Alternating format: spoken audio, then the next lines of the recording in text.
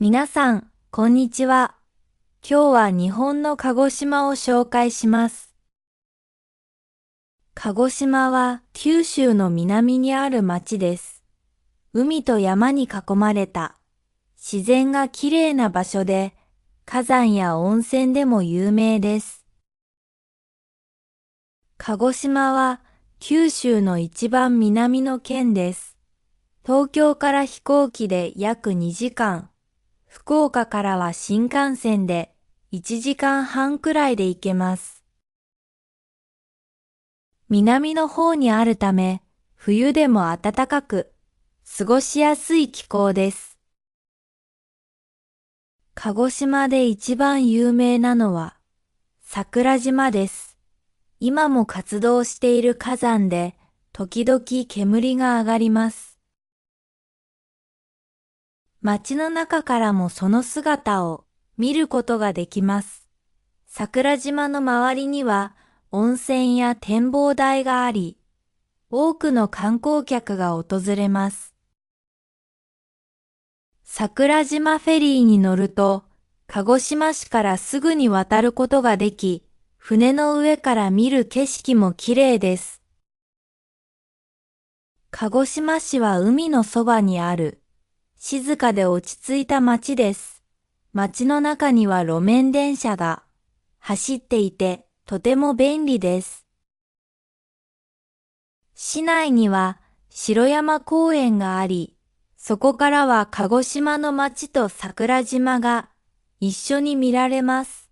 夜景も美しく人気の場所です。鹿児島は昔から外国との交流があった町です。明治時代には西郷隆盛という有名な人物が活躍しました。彼は日本を近代化した重要な人の一人です。西郷隆盛の銅像は鹿児島市の中心にあり、観光客にも人気です。鹿児島には美しい自然がたくさんあります。南には屋久島という島があります。屋久島は世界遺産に登録されていて、1000年を超える屋久杉の森があります。雨が多い島としても有名です。また、指宿には砂蒸し温泉があります。砂の中に入って体を温める特別な温泉でとても気持ちがいいです。鹿児島の食べ物もとても美味しいです。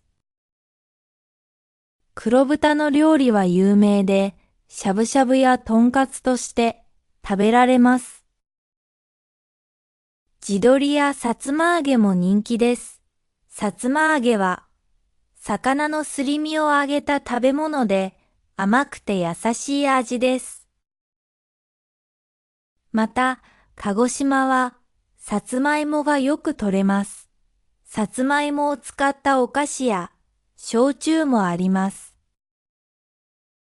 鹿児島ではお原祭りという大きなお祭りがあります。たくさんの人が伝統的な音楽に合わせて踊ります。また、冬にはイルミネーションが街を彩り、多くの人が見に来ます。鹿児島は火山や温泉、海や山など自然がとても豊かな町です。